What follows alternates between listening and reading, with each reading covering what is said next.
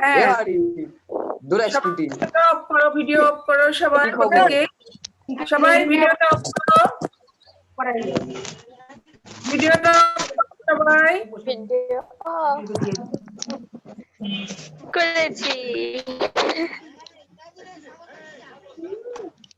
Ma'am দেখা যাচ্ছে না, ম্যাডামকে দেখতে হবে না, ম্যাম দেখা যাচ্ছে না। এবার ধর্ম না ধর্ম, হ্যাঁ ধর্ম। আসসালামু আলাইকুম। ম্যাম দেখা যাচ্ছে না।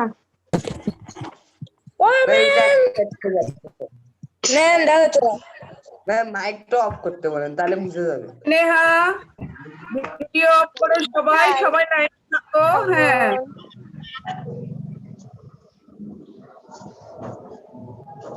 আচ্ছা শোনো, ইন্টারনেট লাইনটা একটু স্লো আছে, প্রত্যেকে লাইনটা অফ করে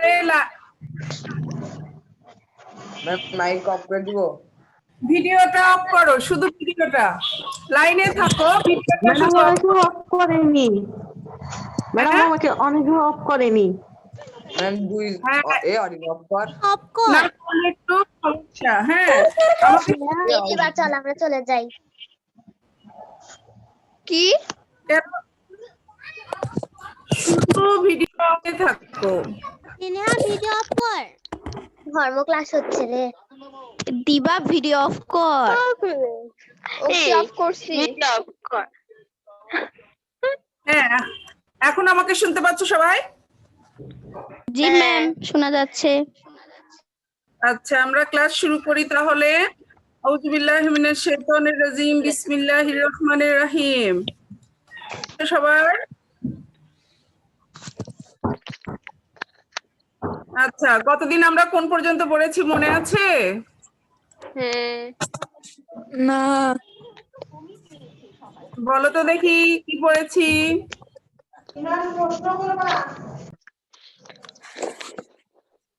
কি পড়েছি একজন বলো।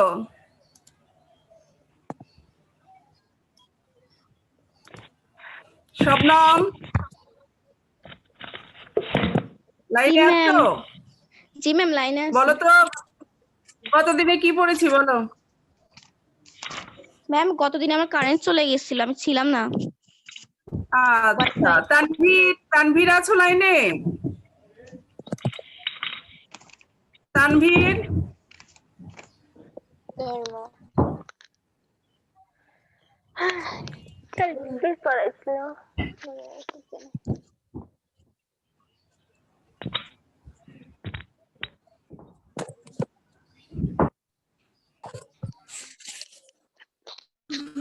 আচ্ছা আমরা আজকে আলোচনা করব চতুর্থ অধ্যায়।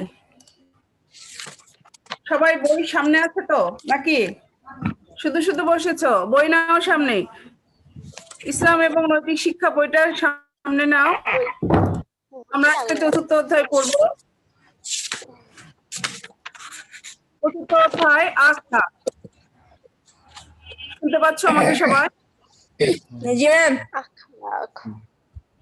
স্ক্রিন দেখতে পাচ্ছ বাবা? জি ম্যাম সবাই দেখা স্ক্রিন যাচ্ছে।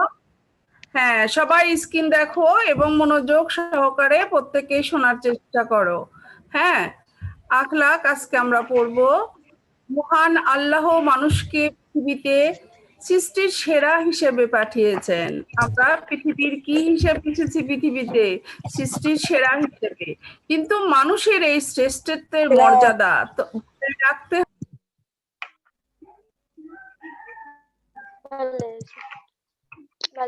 সেখানে বই দেখা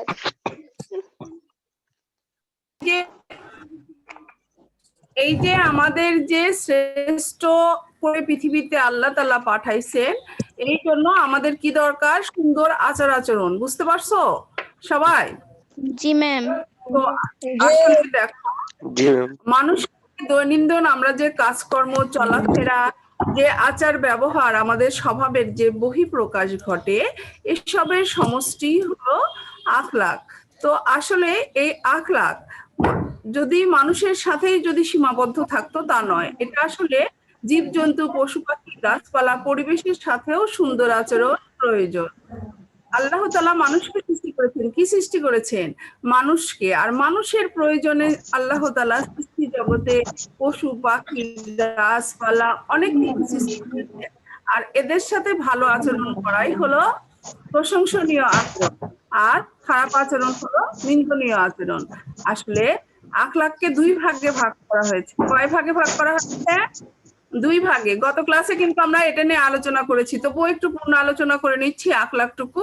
যে তোমাদের অনেকেই বলছো যে প্রেজেন্ট ছিলাম না, বলতেই পারলা না যে আসলে গত ক্লাসে কি পড়া হয়েছে। তোমরা আসলে বই মনে হয় অতটা বেশি পড়ছো না।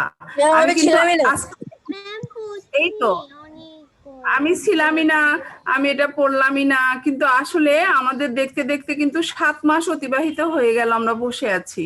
তো আসলে ধর্ম পড়ার জন্য নয়, ধর্ম আসলে এই যে আখলাক যদি আমি না জানি যে আমাদের দৈনন্দিন কাজকর্ম চলাফেরা আচার ব্যবহারের যে বহিঃপ্রকাশ ঘটে মানুষের, এটাই হলো আখলাক। এসবের সমষ্টি হলো আখলাক। আখলাক বলতে আসলে অনেকে আমরা বুঝি কি খুব ভালো আচরণ বুঝি, তাই না? কিন্তু আসলে আখলাক ভালো আচরণ নয়। হ্যাঁ, নিজেদের মধ্যে কথা বলো না বাবা, যখন আমি তোমাদের বলতে বলবো তখন বলো। হ্যাঁ, আমাকে শুনতে পাচ্ছ? Yes ma'am. Yes, ma'am. আচ্ছা, জি ম্যাম। শোনো তাহলেই ভালো, একবার শুনলেই বুঝতে পারবে যে আখলাকটা তাহলে কি। তাহলে আখলাক বলতে আমরা শুধু ভালো আচরণকেই বুঝবো না, আখলাক বলতে ভালো এবং মন্দ দুটো আচরণকেই আমরা বুঝবো। বুঝতে পারছো? ভালো হয় আখলাক, মন্দ হয়। তো আসলে মানুষের যে ভালো আচরণ এগুলোকে বলা হয় আখলাকে হামিদা, অর্থাৎ প্রশংসনীয় আচরণ। আর যেটা মন্দ আচরণ সেটাকে বলা হয় আখলাকে জামিমা। জামিমা বাবা, জামিমা। জামিমা অর্থ হলো নিন্দনীয় আচরণ। যেমন ধরো মিথ্যা কথা বলা, পরনিন্দা করা, আমানতের খেয়ানত করা, গালি দেওয়া, আত্মীয় স্বজনের সঙ্গে সম্পর্ক ছিন্ন করা। প্রতিটি মানুষের আখলাকে হামিদা অর্জন করতে হয়, আর জামিমা বর্জন করা উচিত। আমরা কি করব বলতো? আখলাকে হামিদা গ্রহণ করব।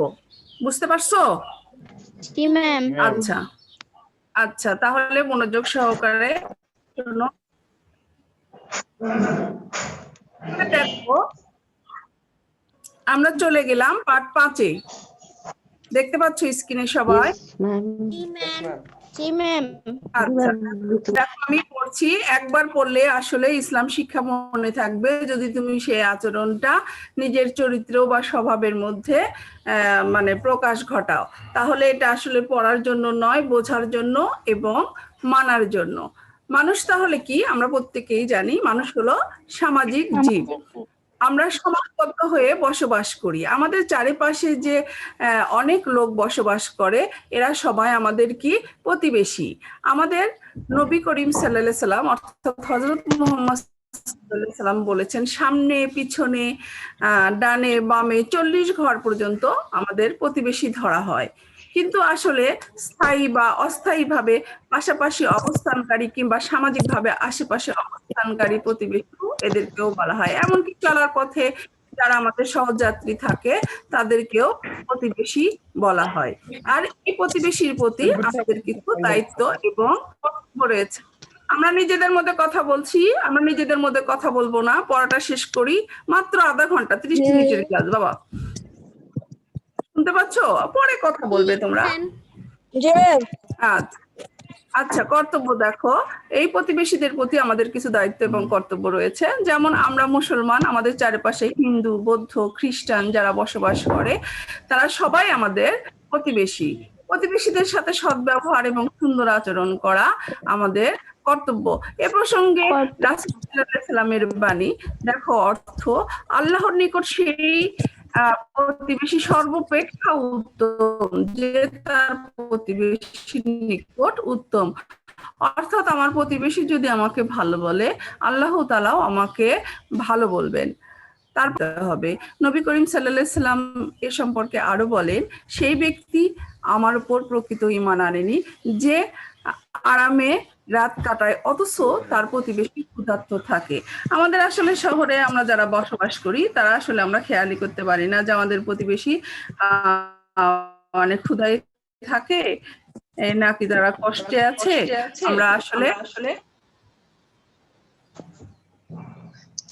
আমরা আসলে এটা উপলব্ধি করতে পারি না। ম্যাম আপনার সাউন্ড ডাবল আমার কথা আসতেছে। বোঝা যাচ্ছে না।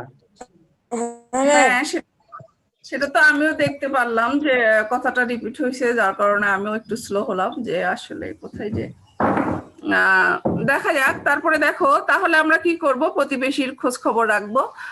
যে কেউ হলো যদি অনাহারে থাকে, অবশ্যই তাকে আমরা মানে খোঁজ খবর রাখবো আশেপাশে 40 ঘর পর্যন্ত, বা পাশে কেউ অনাহারে আছে, আমি খেয়ে থাকবো সে না খেয়ে থাকবে, আল্লাহ তাআলা এগুলো পছন্দ করে না। সে যে কোনো ধর্মেরই হোক, সে হিন্দু, বৌদ্ধ, খ্রিস্টান বা পথে সাহায্যকারী যে ব্যক্তি হোক, সাহায্যের প্রয়োজন থাকলে আমরা অবশ্যই তাকে সাহায্য করার চেষ্টা করব। তারপরে দেখো, অসুখ বিসুখে খোঁজ খবর নিব, তাদের দোষ ত্রুটি খুঁজে বের করার চেষ্টা করব না। মানুষ আসলে আমরা সব সময় চেষ্টা করি যে মনে হয় এর দোষ আছে নাকি, ওর দোষ আছে নাকি, খুঁজে দেখি বা বলি। এগুলা আসলে করার চেষ্টা করব না। প্রত্যেকেরই মঙ্গল কামনা করব, তাদেরকে কষ্ট দেব না, অন্যায় আচরণ করব না। এগুলো আমাদের নৈতিক দায়িত্ব, বুঝতে পারছো? সবাই আমরা কি করব, মানুষের সাথে ভালো আচরণ করার চেষ্টা করব। রাসূল সাল্লাল্লাহু আলাইহি ওয়াসাল্লাম এই বিষয়ে আরো বলেন, সেই ব্যক্তি জান্নাতে প্রবেশ করবে না যে তার প্রতিবেশীর অত্যাচার এবং অন্যায় আচরণ থেকে নিরাপদ নয়। অর্থাৎ তোমার আচরণ যদি এত খারাপ হয় যে তোমার আচরণ মানুষ গ্রহণ করতে পারছে না বা অত্যাচারী মনে করতেছে, তো আসলে আমরা প্রত্যেকের সাথে ভালো ব্যবহার করার চেষ্টা করব। আর একজন প্রতিবেশী আর একজন প্রতিবেশী যে কোনো দিক হোক, তার হলো আমাদের আমানত স্বরূপ, আর এই আমানত রক্ষা করা। আচ্ছা মাহিন, তুমি নড়াচড়া করছো বেশি নাকি? না ম্যাম। আচ্ছা, হ্যাঁ, পড়া শুনছো তো? জি বলো তো জি মাহিন, যে কতক্ষণ পর্যন্ত আমাদের প্রতিবেশী, এবার একটু আমার সঙ্গে কথা বলো তো স্যার। মাহিন। আশেপাশের ডান বামে মিনিট 40 ঘর। গুড, এই তো পারছো। তারপরে আসলে মনোযোগ দিয়ে শুনছো সবাই, আমারই ভুল যদি আমি কথা বলছি। আচ্ছা, তাহলে প্রতিবেশীর হক আমরা কি করব, আদায় করবো। আর বুঝাতে হবে, বিপদে আপদে তাদের পাশে দাঁড়াবো, ভালো ব্যবহার করব, বুঝতে পারছো? তাদের যদি কোনো অভাব হয়, খাবার হোক, জামা কাপড় হোক, সবকিছুই হোক, আমরা হলো সেগুলো। কে কে একটু নড়াচড়া করছে? স্নেহা,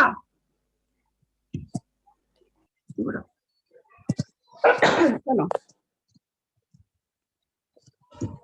দেখো, তারপরে পাঠ 6, আমরা বড়দের প্রতি শ্রদ্ধা এবং ছোটদের প্রতি স্নেহ করব।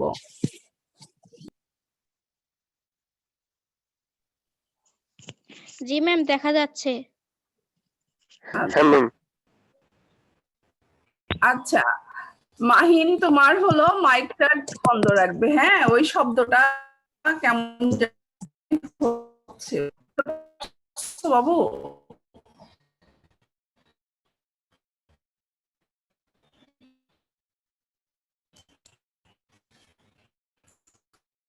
হ্যাঁ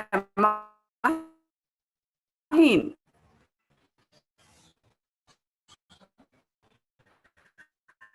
আচ্ছা গুড। তারপরে দেখো, আমরা এখন একটু পাঠ 6 দিকে তাকাই সবাই। ছোটদের একটি প্রশংসনীয় আচরণ হলো বড়দের শ্রদ্ধা এবং ছোটদের স্নেহ প্রদর্শন করা।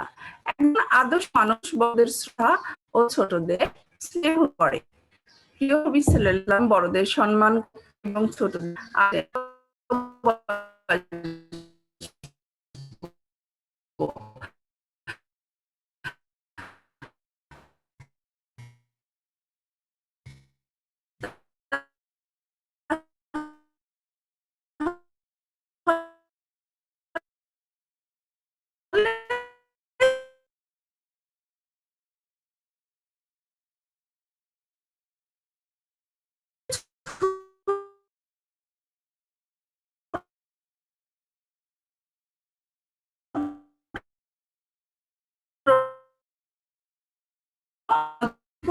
আসবে করবে। নবী অনেক আদর যত্ন করতেন, ভালোবাসেন, তাদের রক্ষা করার চেষ্টা করতেন।